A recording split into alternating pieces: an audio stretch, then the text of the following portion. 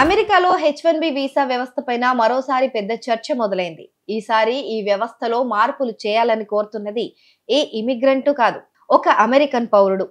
Minneapolis కు చెందిన data scientist Nathan platter తన భారతీయ స్నేహితురాలికి ఎదురైన ఒక చేదు అనుభవాన్ని లింక్డ్ఇన్ లో షేర్ చేయడంతో ఈ విషయం వెలుగులోకి వచ్చింది.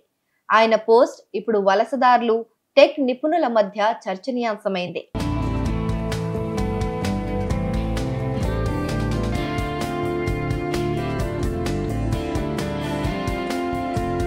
ప్లాటర్ తన ఫ్రెండ్ ఉన్నత చదువుల కోసం అమెరికా వచ్చారని చెప్పారు.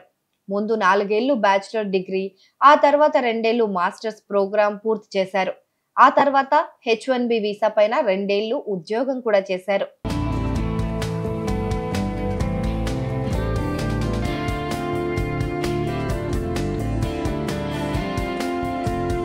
అయితే ఆమె తన ఉద్యోగాన్ని ఇప్పుడు కోల్పోయారు. అమెరికన్ ఇమిగ్రేషన్ చట్టాల ప్రకారం ఉద్యోగం కోల్పోయిన వారు కొత్త ఉద్యోగం వెతుక్కోవడానికి 60 రోజుల గ్రేస్ పీరియడ్ మాత్రమే ఉంటుంది. ఆ సమయంలోగా ఆమెకు కొత్త ఉద్యోగం దొరక్కపోవడంతో ఆస్టిన్ లోని తన జీవితాన్ని వదిలి ఇండియాకు తిరిగి వెళ్ళక తప్పట్లేదు.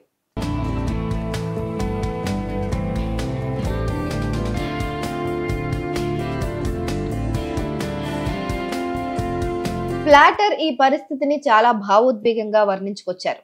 మేం ఆమెను ఇక్కడ చదువుకోనిచ్చాం, ఇక్కడనే పని చేయనిచ్చాం, పన్నులు కట్టనిచ్చాం, కానీ ఇప్పుడు మేము ఆమెను వెనక్కి పంపిస్తున్నాం.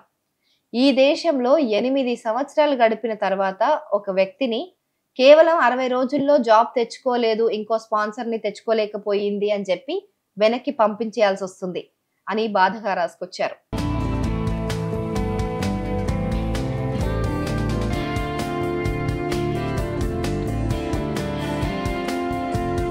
అమెరికాకు ఎంతో విలువైన సేవలు అందించిన ఆమె శ్రమను కూడా ప్లాటర్ తన పోస్ట్ లో ప్రశంసించారు.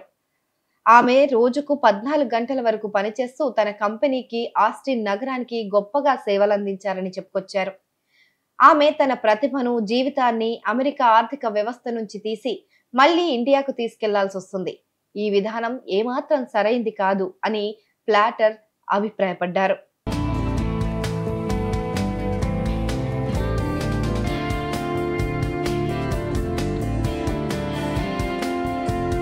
చివరగా ప్లాటర్ ఇమిగ్రేషన్ పాలసీ మేకర్స్ ని నిలదీశారు.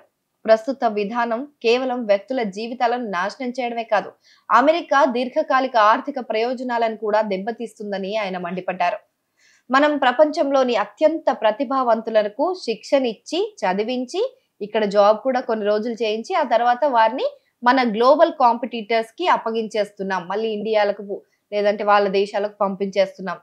ఇది స్టార్టప్లకు, నగరాలు, అమెరికా ఆర్థిక వ్యవస్థకు ఏం లాభం చేకూరుస్తుంది? నష్టం తప్ప అని ఆయన రాసుకొచ్చారు.